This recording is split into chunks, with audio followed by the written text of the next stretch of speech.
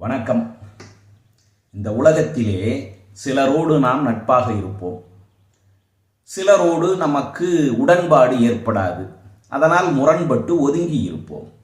சிலரோடு நாம் பகையோடு இருக்க வேண்டிய கட்டாயம் உண்டு.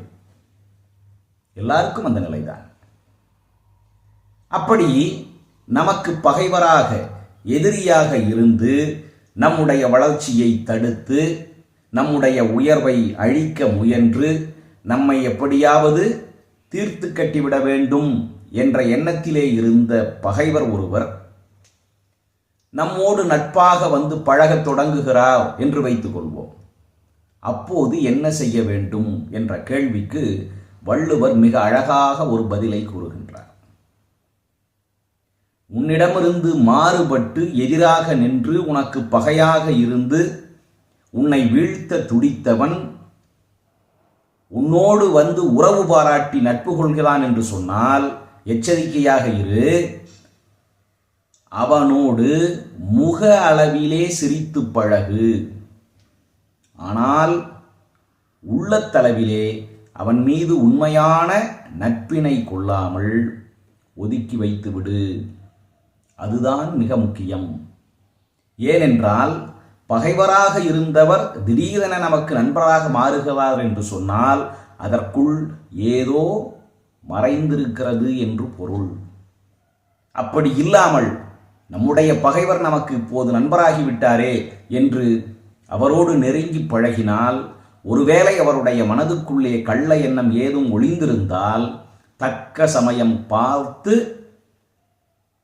நம்மை தீர்த்து விடுவார்கள். அதனால் முகத்திலே நட்பை காட்டு, ஆனால் அகத்திலே அவர் மீது அன்பு செலுத்தாதே. இந்த உலகத்திலே பலரோடு பல இடங்களில் இணைந்து பயணிக்க வேண்டிய கட்டாயம் உண்டு. பகைவராக இருக்கக்கூடிய ஒருவர் ஒரே அலுவலகத்தில் பணியாற்றக்கூடிய வாய்ப்பு இருக்கும். ஓரிடத்துக்கு பயணம் செல்லுகின்ற பொழுது பயணத்திலே அவர் உடன் வரக்கூடிய வாய்ப்பு இருக்கும். பரந்த உலகத்திலே பல இடங்களில் ஒரே இடத்தில் ஒன்றாக இருக்க வேண்டிய சூழல் இருக்கும். அப்போதெல்லாம் நாம் நேரடியாக முகத்திலே கடுமையை காட்டிக்கொண்டு முகத்தை திருப்பிக் கொண்டு இருக்க வேண்டிய கட்டாயமில்லை.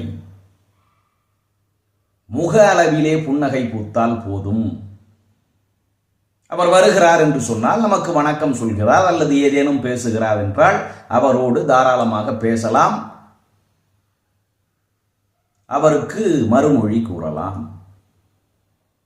ஆனால் உள்ளத்தளவிலே இணையாது ஒதுங்கி இருப்பது எச்சரிக்கை மட்டுமல்ல, நம்முடைய வாழ்க்கைக்கும் நல்லது.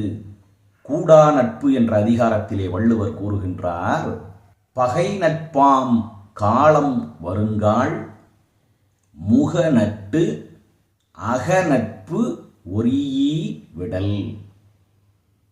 நன்றி, வணக்கம்.